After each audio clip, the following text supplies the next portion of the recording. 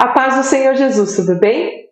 Hoje nós vamos estudar a lição 7, a mensagem da salvação. Vamos recordar uma coisa.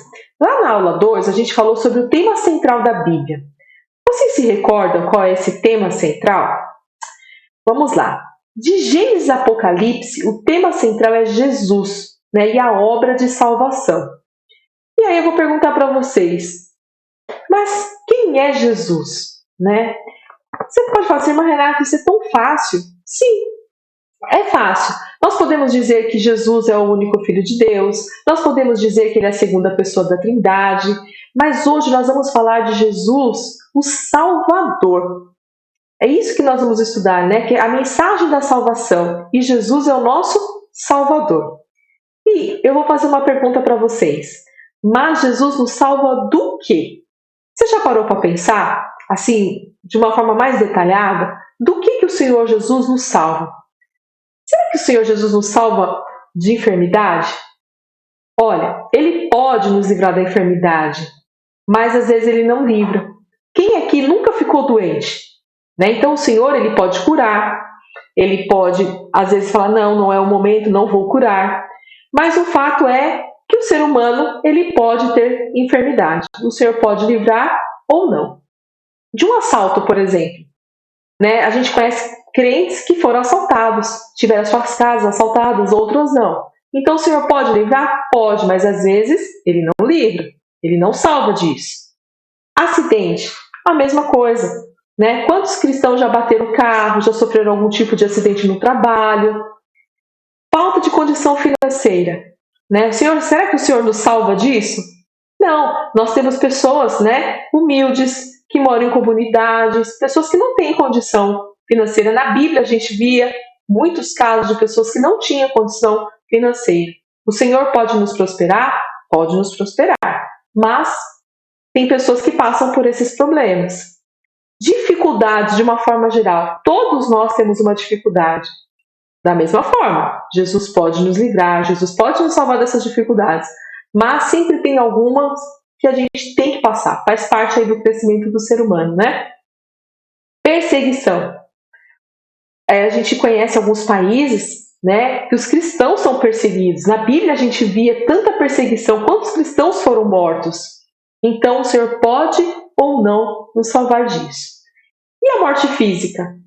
A morte física só não vai passar ali quem for arrebatado, mas o homem morre. Quantos nossos irmãos queridos, que vieram a falecer? Nesse período de pandemia, quantos cristãos morreram? Quantas pessoas, crentes em Cristo Jesus e que faleceram? Então a gente fala, mesmo crendo no Senhor Jesus e sendo fiéis a Ele, ainda assim podemos passar por problemas citados acima. Tem um versículo lá em João 16, 33, que diz assim, no mundo tereis aflições, mas tende bom ânimo, eu venci o mundo. Então quer dizer que os cristãos, eles passam por problemas. Nós temos o Senhor Jesus como nosso Salvador, mas desses problemas nós passamos.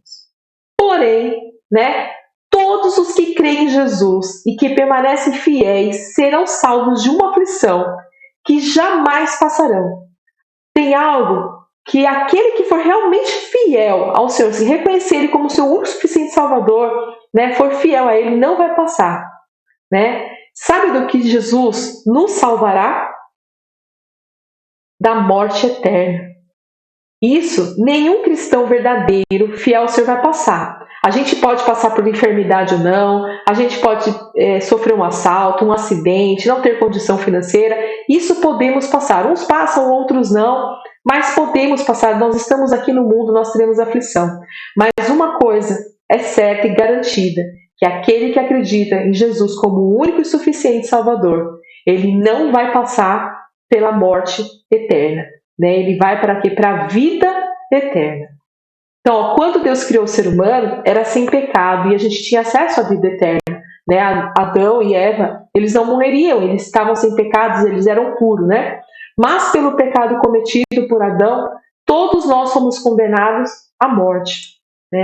Diz aqui em Romanos 5,12, pelo que como por um homem entrou o pecado no mundo, e pelo pecado a morte, assim também a morte passou a todos os homens, por isso todos pecaram.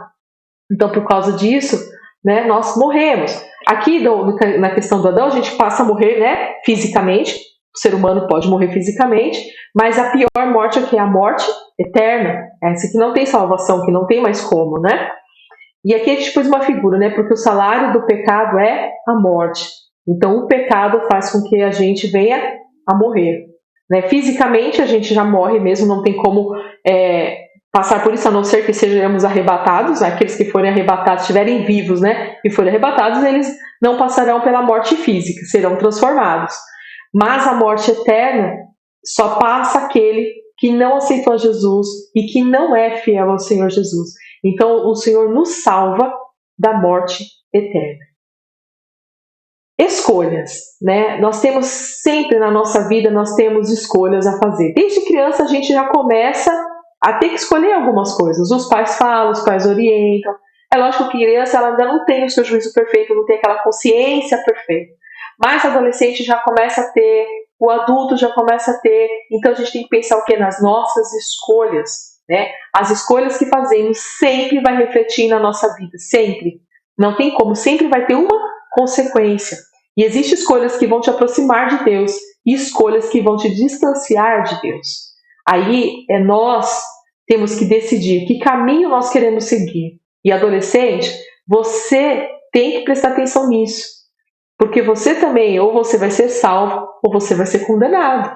Então você tem que pensar, você já conhece a palavra, você já sabe o que é certo e o que é errado. Então escolha sempre o caminho que é certo. Ainda que todo mundo esteja fazendo o errado continua errado e o certo continua sendo certo. Então escolha o caminho correto. É fácil? Às vezes não. Né? Às vezes na impulsividade, às vezes aquela vontade que tem de conhecer um pouco o que está no mundo, alguma outra coisa diferente. Às vezes a gente esquece dos princípios, ou senão a gente desobedece os princípios do Senhor, né? Então que a gente venha tomar cuidado. Isso tanto adolescente como adulto. O ser humano, de uma forma geral, tem que prestar muita atenção nas escolhas que faz. Né? E sempre buscar aquela que nos aproxima de Deus. Aquela que a gente sempre fala assim, nossa, aqui é o correto, é assim que o Senhor quer. Ainda que a gente às vezes fique chateado, né? Às vezes ainda que a gente sofra, seja humilhado, alguém tire sarro da nossa cara, faça alguma coisa, mas escolha sempre o caminho correto. Amém? Vamos lá. A promessa da redenção. Quando lemos a Bíblia, podemos perceber que existem personagens que se parecem com Jesus ou histórias que remetem ao seu ministério. E além disso, encontramos no Antigo Testamento profecias sobre Jesus e a obra de redenção. Então a gente vai ver algumas coisas aqui, né? Então tem um texto lá em Isaías, capítulo 7, verso 14, que diz assim: portanto, o mesmo Senhor vos dará um sinal. Eis que uma virgem conceberá e dará à luz um filho, e será o seu nome Emanuel. A gente já até falou desse versículo nesse trimestre. Então, quer dizer, Isaías lá atrás, ele já profetizava, ele já falava, né, sobre o nascimento de Jesus, que seria de uma virgem. Então, é uma profecia que se cumpriu, né, no Novo Testamento. Nós temos aqui, e tu, Belém Eufrata, posto que pequena entre milhares de Judá, de ti me sairá o que será Senhor em Israel, e cujas origens são desde os tempos antigos, desde os dias da eternidade. Está lá em Miqueias, no capítulo 5, verso 2. Aqui está falando aonde? Aonde Jesus nasceria. Jesus nasceu em Belém. Um outro texto aqui, em Salmos 22, 17 e 18, diz assim: poderia contar todos os meus ossos, ele vem e me contempla. Repartem entre si as minhas vestes e lançam sorte sobre a minha túnica. Né? Jesus, quando ele estava sendo levado para ser crucificado, os soldados repartiram a sua túnica, né? Lançaram sorte na túnica do Senhor Jesus. Então são profecias que foram lá no Antigo Testamento. Então a promessa de redenção que já tinha, né, estava sendo falada, né, no Antigo Testamento e se cumpriu no Novo Testamento. As profecias não são o único meio do Antigo Testamento, tem para anunciar e apresentar o Messias. Nas Escrituras também encontramos representações simbólicas ou tipológicas. Então a gente fala tipo de Cristo, né? É alguma situação, alguma história que está registrada lá no Antigo Testamento, que remete à história de Jesus, ao ministério de Jesus, à pessoa de Jesus, né? Dá para você fazer uma comparação e você ver sempre que o Senhor Deus está remetendo, sempre está falando, olha, vai vir o Messias, a obra da salvação. A gente vai ver alguns exemplos aqui. Vamos começar por Isaac, né, que era filho de Abraão. Então, algumas coisas que a gente vai ver aqui. Isaac era filho amado de Abraão. E Deus disse a respeito de Jesus: este é meu filho amado. Então, os dois eram filhos amados, filho da promessa, no caso de Isaac, e Jesus, o unigênito de Deus. Isaac foi obediente a Abraão. E Jesus foi obediente ao Pai, obediente até a morte. Isaac levou sobre si a lenha do holocausto, quando Abraão foi oferecer ele a sacrifício. E aí a gente vê o quê? Que Jesus levou sobre si a cruz. Né? Jesus carregou a cruz. Isaac, o filho da promessa, oferecido em sacrifício. E Jesus foi o cordeiro sacrificado. Né? Rebeca deixou tudo para se casar com Isaac. E a igreja vai deixar tudo para se casar com Cristo. Né? O encontro de Isaac e Rebeca se deu no caminho. Então, eles se encontraram no caminho. E Jesus se encontrará com a igreja nos ares. Isaac conduziu Rebeca à sua casa e Jesus nos conduzirá aos céus. Então, você veja que são coisas que estão registradas no Antigo Testamento, que comparadas, né, com a vida de Cristo, com o ministério de Cristo, com a obra de Cristo, né, então a gente vê que são já promessas da redenção, uma forma que o Senhor Deus estava para nos revelar o que viria a acontecer. Nós temos também Moisés, né? Ambos passaram seus primeiros anos de vida no Egito e miraculosamente protegidos daquele que procuravam tirar suas vidas, né? Jesus, quando nasceu, depois vem aquele decreto de matar as crianças, Jesus foi para o Egito e Moisés, da mesma forma, estava ali, né? E foi protegido. Assim como Moisés estendeu a sua mão sobre o Mar Vermelho para exercer autoridade sobre ele, Jesus repreendeu o mar da Galileia e aquietou as suas ondas. As faces de ambos brilharam com a glória dos céus, Moisés no Monte Sinai e Jesus no Monte da Transfiguração. Então a gente vê semelhanças. Moisés resgatou Israel de sua religiosidade morta no Egito, pagão. E Jesus resgatou Israel da letra morta e da tradição da lei. Moisés prometeu que o outro profeta viria, e Jesus prometeu à igreja que seu Pai enviaria um outro Consolador, que é o Espírito Santo de Deus. Então, a gente vê semelhanças, né?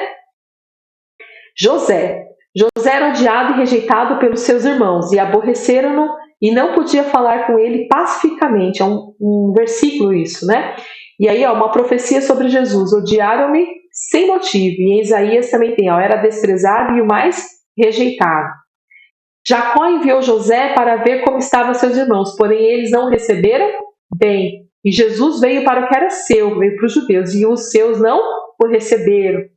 Os irmãos de José arrancaram-lhe a túnica, e os soldados também se apoderaram da túnica de Jesus. José esteve entre dois presos, um foi perdoado pelo faraó e o outro foi condenado. E Jesus também, quando foi crucificado, ao lado dele tinham dois malfeitores, né? Um foi perdoado e o outro morreu sem salvação. Então a gente viu que tem outros personagens, tem outros símbolos, mas eu quis trazer esses três, né? Que tem a história lá no Antigo Testamento e que remete no Novo Testamento à obra de Jesus. E aí a redenção realizada, né? No Novo Testamento encontramos o cumprimento das profecias da redenção anunciada no Antigo Testamento. Por isso que a gente fala, a nossa lição é a mensagem da salvação. E a gente falou que o tema central é Jesus e a sua obra de salvação. Isso de Gênesis e Apocalipse. Então, desde lá do Antigo Testamento, o Senhor está falando da redenção, o Senhor está falando da salvação. E aí, quando chega no Novo Testamento, há o cumprimento dessa salvação. Por intermédio de quem? De Jesus Cristo. Que ele se entregou, deixou toda a glória dele e veio aqui na terra para morrer por nós. E a gente vê esses fatos. Então, por exemplo, aqui, nos evangelhos, né? O que a gente vê nos evangelhos? Encontramos nos 4 evangelhos o nascimento, o ministério de Jesus, a morte e a ressurreição. E é por isso que nós somos salvos, né? Lógico que nós temos que crer em Cristo Jesus. Em Atos e nas cartas, encontramos os relatos da expansão da igreja e da divulgação do evangelho. Então aí Jesus morreu, ele ressuscitou e aí se formou a igreja e os irmãos ali foram cheios do Espírito Santo, a igreja começou a expandir, eles começaram a falar do evangelho, aí não era só para os judeus, os gentios também começaram a aceitar a Cristo e a gente vê a obra do Senhor crescendo e muitas pessoas sendo salvas, né? E nas cartas a gente encontra também, além dessa expansão da igreja também, em algumas cartas, a gente vê que a doutrina ensinando as pessoas, falando sobre Jesus, falando sobre o amor de Jesus, falando como o cristão tem que se santificar, como tem que buscar o Senhor, a importância disso, né? E temos também Apocalipse, né? Este livro aponta para o triunfo final de Cristo e a sua igreja. Lá no Apocalipse conta, né, que vai chegar um dia que acabou, ou vamos estar no céu, né? Cremos que estaremos lá com o Senhor Jesus, vivendo que a vida eterna. E infelizmente, muitos também estarão no inferno, vivendo que a morte eterna. Até estranho, né? Falar viver a morte eterna. Mas vai estar passando pela morte eterna, quer dizer, um sofrimento, é algo que não vai passar. A gente vai estar ali com o Senhor, feliz, né? A gente não vai chorar, a gente não vai sentir dor, mas quem estiver nesse outro lugar sofrerá muito. E aonde que a gente consegue ver um pouco disso? Naquela passagem entre o rico e o Lázaro, né? Que o rico, ele foi para o Seol, e o Lázaro foi para onde? Foi para o seio de Abraão. O Lázaro estava tranquilo, bem, mas o rico não. O rico falou, olha, joga um pouquinho de água, né? E a Bíblia fala que vai ser um lugar de ranger de dentes, vai ser um lugar terrível. Então que nós venhamos sempre ter Jesus, né, como nosso foco, nosso Salvador. Ele é o único e suficiente Salvador, não tem outro além dele, somente ele. Às vezes eu leio a palavra e falo assim, meu Deus, como tem pessoas que duvidam do seu amor, como é que duvidam, porque é tanto milagre, é tanta coisa, que Deus faz isso por nós, né? A gente vê a passagem ali do povo saindo do Egito, né, para a terra prometida, olha quanta coisa o Senhor fez, e quanta coisa o Senhor faz nos dias de hoje, quantos milagres o Senhor faz, basta a gente crer, basta a gente orar. Eu já vi Deus fazer grandes milagres, né? E às vezes não é só questão dos grandes milagres, às vezes é no dia a dia, coisas que você ora, coisas que você pede no seu coração, na sua mente, e o Senhor faz, o Senhor cumpre, o Senhor nos ajuda. E olha que a gente às vezes é tão desobediente, né? A gente é tão assim, em vez de se entregar, tá vendo tudo que o Senhor está fazendo, às vezes a gente teima um pouquinho, não quer fazer, mas ainda assim o Senhor tem misericórdia. O Senhor, ele tem prazer em nos ajudar, o Senhor tem prazer de nos salvar. Então vamos ficar firmes com o Senhor. E aí terminamos a nossa aula, né?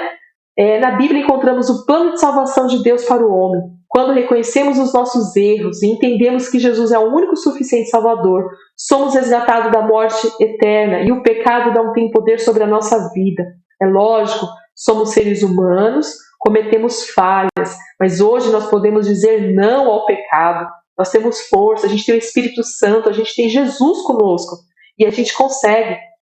Quantas pessoas, elas tentam, por exemplo, se livrar de um vício, né, das drogas, da bebida, mas aí ele não tem o Senhor Jesus, então fica difícil para ele conseguir sair. Mas quando nós temos o Senhor Jesus, por mais difícil que seja, ele está ali conosco, ele vai nos fortalecendo, o Espírito Santo vai nos guiando, e a gente tem força para dizer não ao pecado. Não, eu quero viver com Cristo, eu quero as bênçãos de Cristo. E terminamos aqui com Efésios 2, do verso 8 ao 9. Porque pela graça sois salvos por meio da fé, e isso não vem de nós, é dom de Deus, não vem das obras para que ninguém se glorie. Então, isso, a salvação, né, vem pela graça, vem pela fé, e que vem do Senhor, não é pelas obras. É bom fazer obras, é bom, que nem agora, né, nesse período de enchente, nesse período que as pessoas estão necessitadas, a gente ajuda, a gente arrecada. Isso é super importante. A gente ajuda missões, é importante, é importante. Isso são obras e é necessário. O salvo faz esse tipo de obra. Só que essas obras não nos salvam. Quem nos salva é Jesus. E aí a gente faz as obras, pratica as obras, né? E é para que nenhum homem também se glorie, né? Porque isso vem do Senhor. E terminamos por aqui. Eu desejo a vocês uma boa semana e que Deus os abençoe grandemente.